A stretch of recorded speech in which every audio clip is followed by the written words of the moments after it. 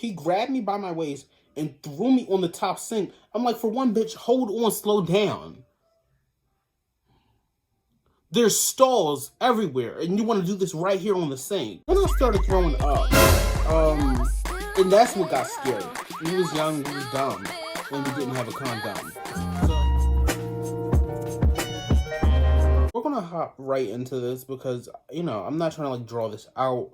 I'm not trying to have this be like a whole thing. I just wanted to put this on my channel. People really need to like understand the danger of like getting too frisky at a young age. Like, it's just not what you want, you know? So basically in 10th grade, in 10th grade, I had this psychology class. And there was this one boy in that class that was just like, you know, he was a different kind of, like, no hype him up. He wasn't even a good person. Like, fuck him, you know, fuck him in his life and his parents, you know, fuck him.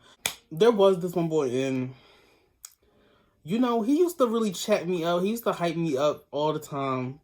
He used to say things like, bitch, you look like you lost 5 pounds today. I was sitting there like, yo, he was really hyping me up because, bitch, if anything, I gained 5 pounds that day. Like, he was always doing something so extra. He used to hype me up, get me up. Then one day I was snooping through his Instagram account. You know, he just had these amazing pictures of his body. And he was always holding his dog while he was shirtless. Now, at the time, that was sexy. But now that I think about it, I'm like, what are you doing with that damn dog? Why is your dog always in your hand when you're shirtless? But I don't know. It's just, at the time, I just fell for that trap. And it was just something about him, like, I just couldn't resist. But I was scrolling down, you know, through his shirtless dog pictures, and I accidentally clicked on one like an idiot. I clicked on it by accident. I was devastated. I was shook to the core because we all knew that was just, I just fucked up. You know, I think my mom was cooking and I smelled the food and I started tripping because, you know, I was fucking hungry. So I think as soon as I smelled those hamburgers, I started tripping. So I double tapped the screen and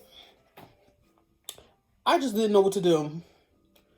I was shook, but I just had to shake it off. I just, you know, I went to, you know, I ate my dinner, you know, watched TV, lived the rest of my night, just did what I had to do. And I went to sleep, you know. But the next day, dreadful. I had came into school the next day and, you know, we start off school, we wait in like the cafeteria. You know, like if you get to school early. Tell me why as soon as I get into the cafeteria, he's right there. Why are you standing in my way, for one? Why are you right there as soon as I get into the cafeteria? Why is it that you're stalking me? How is it that as soon as I walk in, you're here? Bitch, it was 7:30. That nigga was always late for class.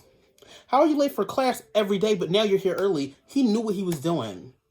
Because he know I like to sit in the cafeteria in the morning and eat up all the food before everyone else comes so I could see them in panic later on when they realize there's no more breakfast. I like to see them in panic. I used to be insane. So that's what I used to do. I used to really come to school early, sneak a bunch of bagels and eggs into my purse, and I would just watch as everyone, the cafeteria ladies, the students, I liked seeing them in mayhem at the realization that there was no more food to serve. He knew I liked to do that because we used to talk. We used to talk in class. Even though I didn't really used to give him the time of day, that's, you know, the little times we did talk, I used to just like tell him about myself, you know, the good things about me and the bad things. You know, I like to be an open book. I just told him everything about me, everything I like, everything I don't like, and people was on my don't like list. So basically, he was there like a creep. I didn't even get a chance to steal the food. Sitting there waiting for me. And I just was like, shit, why is this man sitting here just creep? I was like, hey. And I thought maybe I was hoping and praying that he forgot about, like he didn't even think about it, like he didn't even get the notification. So I see him there and he's like, so what would you like my picture for? I saw that you liked my picture at you know, 8 p.m. yesterday night. God damn it. Because he really was getting, like, he had a little cockiness about it, too. I'm like, boy, nobody is that obsessed with you. I was just curious. I stalk everybody. You're not that special. Get in line. The hell? Did I mention to y'all he was white? I don't know if I even mentioned that. This boy was white. So, him sitting there posted up was just scary as hell. That's how I know I'm definitely connected to my ancestors' blood. Whenever I see a white man standing there with so much pride and joy, I want to destroy it. But I maintain my posture because I'm classy. He was like, so why didn't you follow me? Why didn't you click follow? Why didn't you do anything? I said, because I didn't want to. These are my rights. So he was like, well, why don't we just, you don't have to follow me, but like, let's exchange numbers. And I was a little geeked out. I ain't gonna lie, so I just was so desperate. And I said, you know what? Yeah, okay. I was down with it. I ain't gonna hold you. I was down with it. So basically, we exchanged numbers. Towards the end of the day, he started texting me. I was in my last period class. I think it was like French or something. So he was like, yo, are you free? Like, am I doing any work? And I was doing an extensive amount of work, but at the same time, I didn't care. So I said, no. I'm absolutely free because I wasn't doing that shit. French, bitch, I'm American. So I said, yeah, like, what's going on? What do you want to do? He said, meet me at the bathroom in 5. And I'm sitting here like, for one, why 5? Like, why can't we just go now? Bitches always want to break up their time into increments of 5. For what reason? If you want to do something, let's just do it. So, 5 minutes went by. And, I met him in the bathroom. Now, this man, as soon as I walked in there, he was already there. For one, that nigga is speedy. He said 5 minutes. He must have been there in 4. So I met him in the bathroom. And that man is a fucking animal, for one. We have to talk about that part. That man is an animal. Okay? He grabbed me by my waist and threw me on the top sink. I'm like, for one, bitch, hold on, slow down. There's stalls everywhere, and you want to do this right here on the sink. And say he was like a fucking wild hyena. He picked me up, which was just so shocking. Because, hell, I don't know if y'all could see it. I don't know if the cameras are making me thinner. But, it's it's fat, okay? So for him to grab me by my thighs, it was a shocker. And I don't want to get too graphic. I don't want to get too graphic. This is the family channel. I was just so shocked. How was he doing this? But he did what he had to do. And I did what I had to do. Which was not much. Because I just stood there. I just sat in his hands. And he went to work. He went to work and he did what he had to do. And it was kind of hot. It was hot. It was steamy. I didn't have a condom. He didn't, and I didn't care. But after he did the deed, it was like, it wasn't even satisfying. Like, it was hot, right? But it also, like, it wasn't. Because I was like, was I really ready for this shit? Like, this shit not even all that. It's not even that fucking spicy. But, like, we did what we had to do. We was young, we was dumb, and we didn't have a condom. So, and then, he stopped talking to me. He stopped texting me after a while, right? And it was weird. It was very weird and I didn't get it. I was like, okay, did I do something wrong? But then I started thinking that's impossible. Look at me. Like, I just don't think that, and not to be like cocky, like this is not to make any of this sound like a positive thing, but like, if we're being honest, look at me. Like, it wasn't me, But I was like, okay, maybe he moved on to someone else, whatever. I was living my life. But then I started throwing up.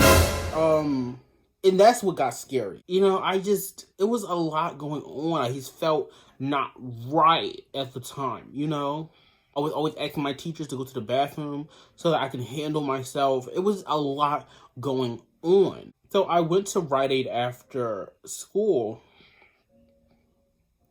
to get a pregnancy test.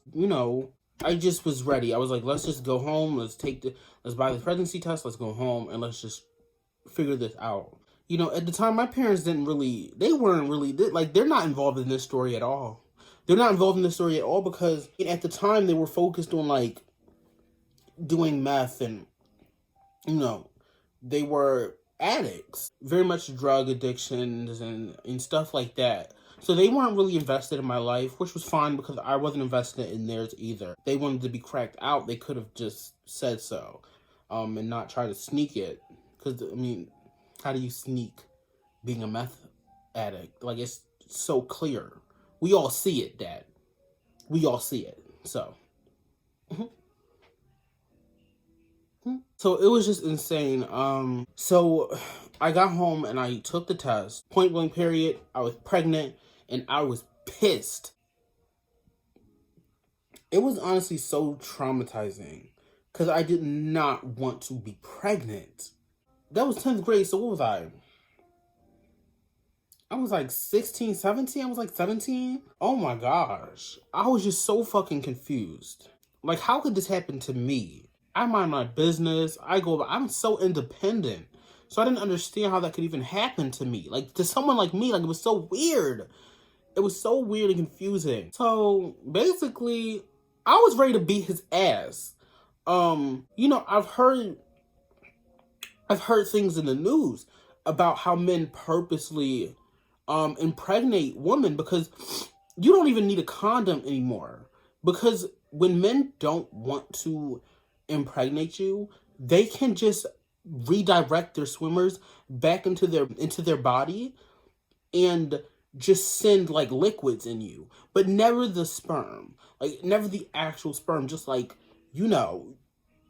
So I just was so mad because, you know, not only was he so okay with like him not using a condom, but then in the process you purposely impregnate me. That's insane.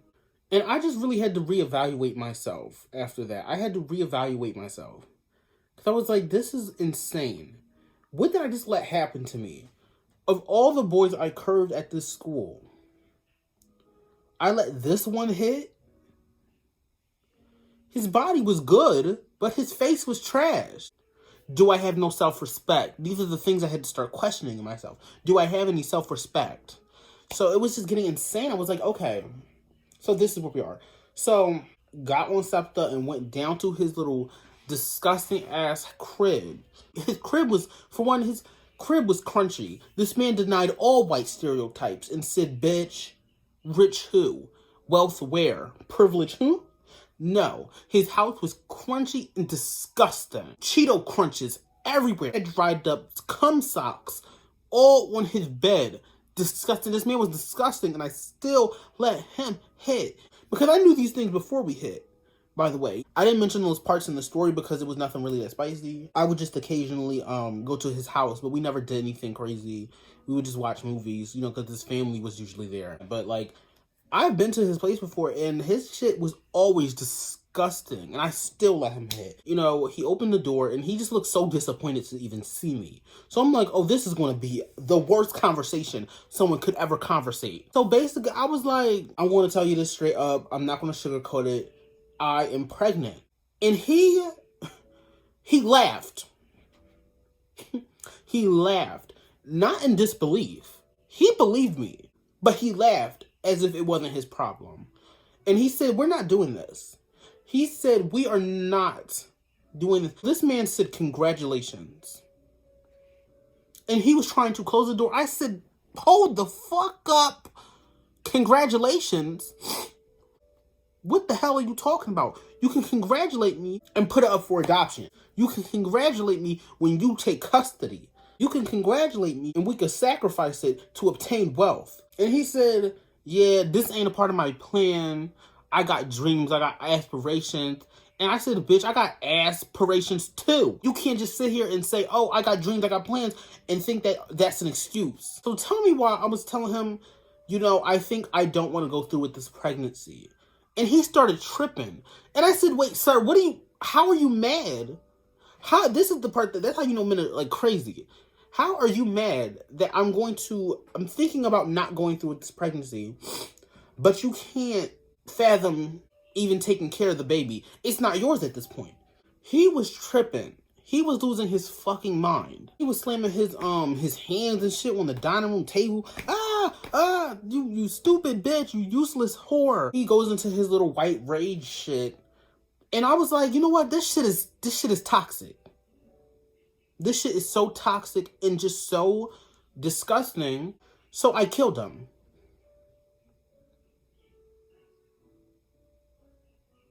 I took my knife and I yanked that shit into his neck because I was tired.